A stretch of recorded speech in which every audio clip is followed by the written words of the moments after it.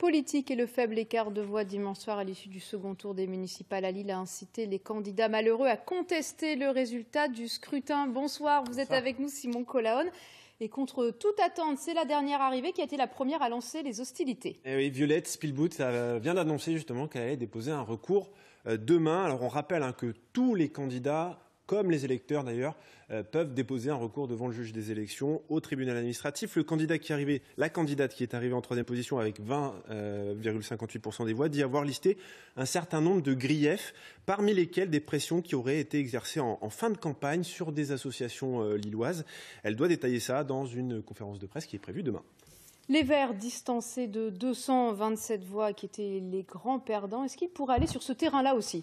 Oui, en tout cas, il ne l'exclut pas si il découvrait quelque chose de sérieux, notamment grâce au recomptage des voix. Alors, c'est un peu plus technique que ça. Ils ont obtenu de pouvoir consulter les listes d'émargement, vous savez, le registre que l'on signe après avoir voté. Et donc, ils étaient à la préfecture de Lille ce matin pour numériser, photographier chaque page, un travail titanesque qui va d'ailleurs se poursuivre demain. Les Verts veulent s'assurer qu'il n'y a pas eu d'irrégularité, notamment sur les signatures ou encore les procurations. Je vous propose d'écouter justement les explications de Dominique Planck tout à l'heure.